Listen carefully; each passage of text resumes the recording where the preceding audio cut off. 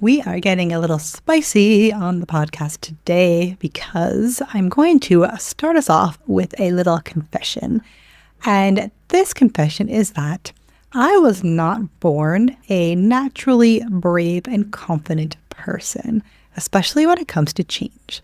I was not necessarily the person who would step outside of my comfort zone in certain areas. In other areas, yes, but in a lot of ways, it wasn't inspiring to me to do so, right? My body was not like, oh, yes, I want to, have this growth situation. It was more like along the lines of the tight chest, the nausea, the urge to stay exactly where I was, even if it kind of sucked a little bit.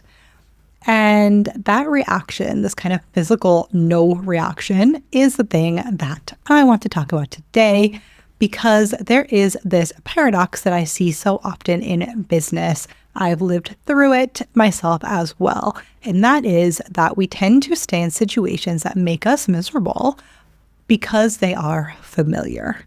And again, this is not just a business situation, it is a life situation, but it affects businesses all of the time. So we do this, not in business especially, is what obviously I'm going to focus on, not because the situation might feel really aligned, not because it feels really sustainable, not because we even understand what's going on. It really boils down to the fact that the unknown feels scarier than the current situation, which maybe is not so great, but we know how to survive it. And if you have ever thought like, okay, I don't really like what's going on now, maybe when it comes to clients, maybe when it comes to how your business is set up, maybe when it comes to just things in general, but you're like, okay, I don't like this, but it's familiar, it's comfortable, like I know how to deal with this, then stick around because this is the episode for you. So we're talking about comfort zones today. And it's really funny because a lot of times when we think about comfort zones, it almost comes in this like, hygge, I can't say that right, but that the Norwegian thing with all the blankets and the candles and your house is all cozy and there's books and you're reading, like it's cozy, it's all fluffy blankets and there's ease. But most comfort zones that I see, especially in online businesses, are really anything but comfortable. They're chaotic, they're exhausting, they're full of low-grade guilt and a lot of constant background stress. But the saving grace is that they are predictable. You know how to operate there. You know how to make money there. You know what fires to put out, even if you're putting out fires all day, every day. And this familiarity really does create this illusion of stability. Even when your nervous system is fried, even when you're snapping at the people you love, even when you hear that Slack sound and you get heart palpitations, or when it's time to open up your laptop, or you see an email notification from that client who drives you crazy, right? You know what I'm talking about. I know you do. From the outside, we might even look successful, right? There's clients, there's income, there's momentum, but really inside it feels brittle. Like this whole house of cards could come crashing down at any instant. And I see this a lot, especially with done-for-you service providers who are a few years into business. Happened to me. On paper, it looks great, right? You have multiple clients, maybe even a small team. You have money coming in, and yet they are consistently in their business. All day, every day, doesn't shut off. They're in there mentally, emotionally, physically. At dinner, they're thinking about work. At appointments, they're half present. On days off, quote unquote, they're still checking Slack or email or Asana or ClickUp or whatever. One of my clients really described it perfectly. She has been in business for several years, had maybe 5 or 6 clients, and she looked like she was thriving from the outside when she talked about her business. But what she told me was that she felt so spread thin. She wasn't giving her best work to anyone. She felt constantly guilty. Mentally, she was somewhere else during the most important moments with her family. She felt like she wasn't giving them as much as she wanted to, which was one of the main reasons she was in business to begin with. And that's really common.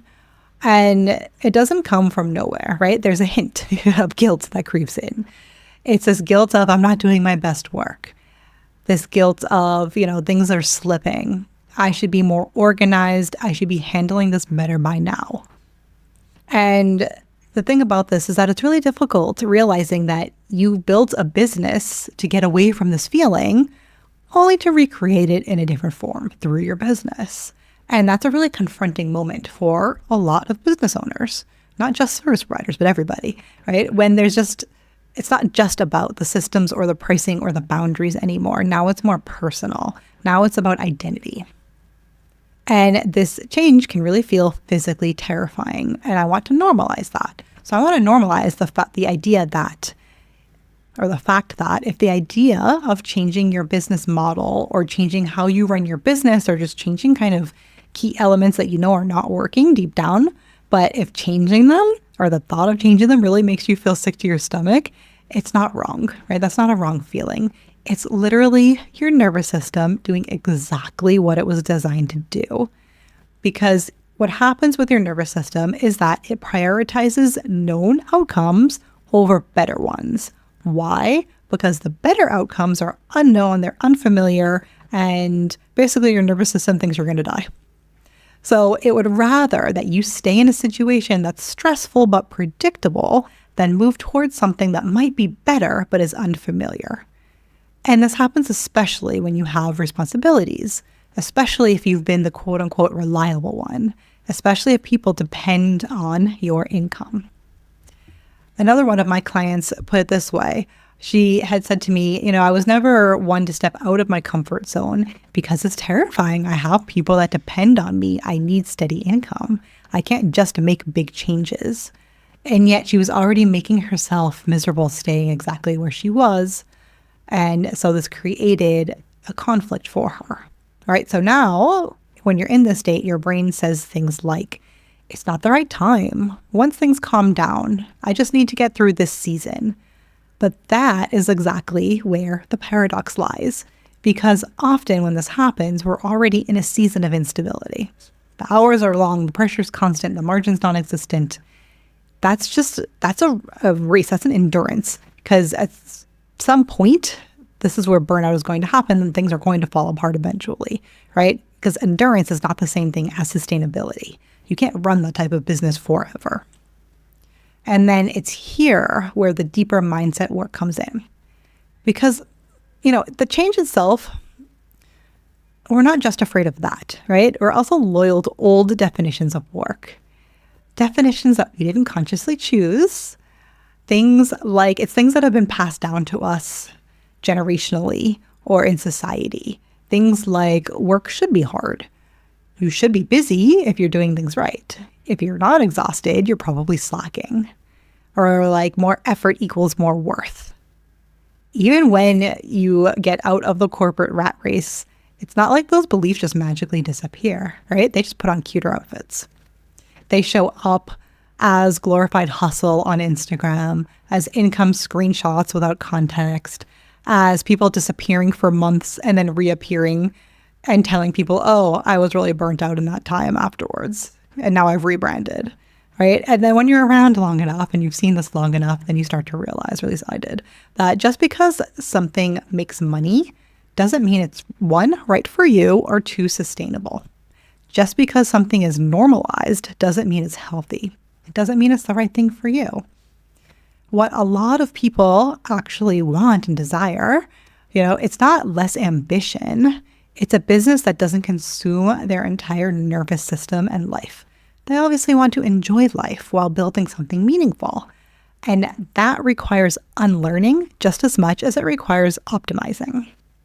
So how do we get unstuck from this? How do we get out of this hamster wheel? Now, this is not glamorous. It's not like a mindset switch that you flip once and you're like, okay, I'm done now. I've figured it out. It's this thing that is repetitive. You have to often remind yourself of it. It's emotional and it can be exhausting to move through, but it is worth it. I promise you. So what does it look like? It looks like slowing down when your instinct is to speed up. It looks like pausing when your body says, do more.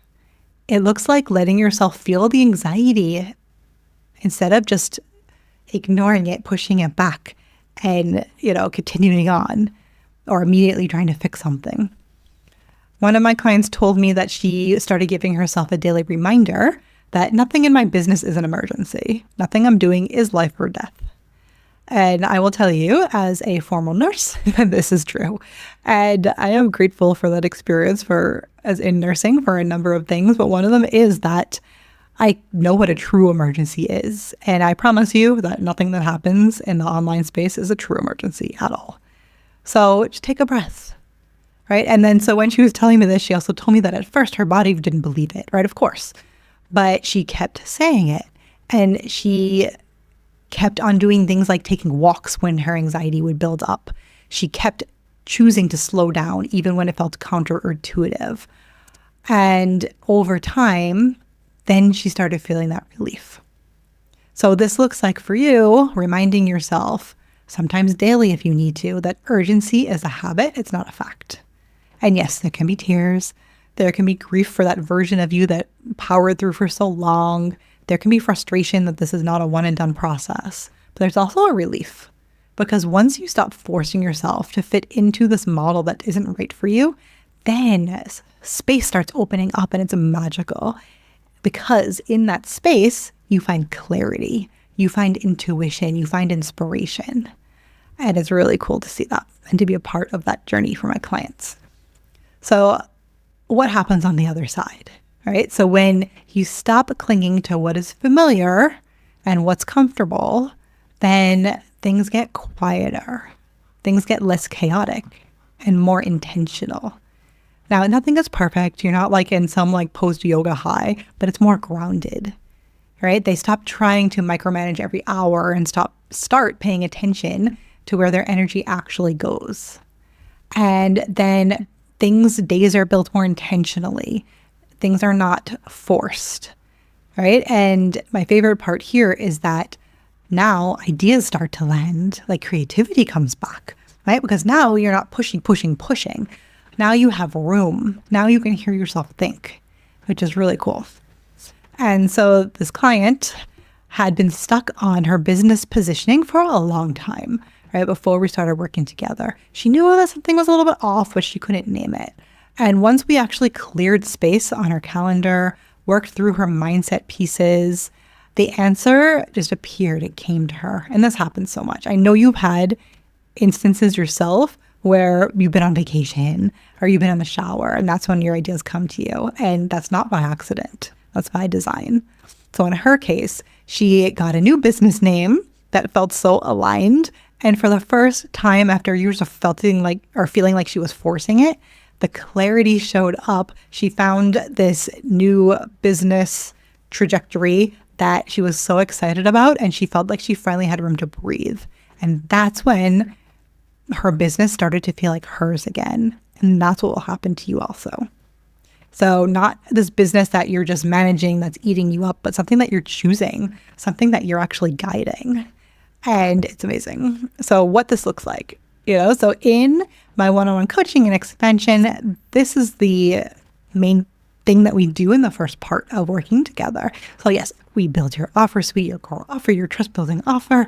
We create the systems, the structure, the marketing system, the messaging, like amazing things. But we also work through those mindset patterns and nervous system responses that keep you operating in fear instead of intention. Because you can have the most strategic, profitable offer in the world, but if your body doesn't feel safe enough for you to actually market it, launch it, or claim it, then nothing changes. So we work on both layers, the strategy and the inner work that makes it sustainable. And that is how you build something that doesn't just look good on paper, but actually feels good to run and obviously is going to make you money, but in a more easeful way than what you have been doing. So if you are staying in a situation that really makes you unhappy and you're staying there because it's familiar and you don't know what else to do, I invite you to hear this next sentence with clarity. That is not safety. That is fear. And it is not sustainable in your business, anybody's business. You can actually look back at some of these interviews. You can pick almost any interview from a service provider, done for you service provider, who has switched. And I don't know, it's been like more than a handful of times when I've heard this story of I had this successful business. I was making money, and then I burnt it to the ground because it wasn't sustainable for me.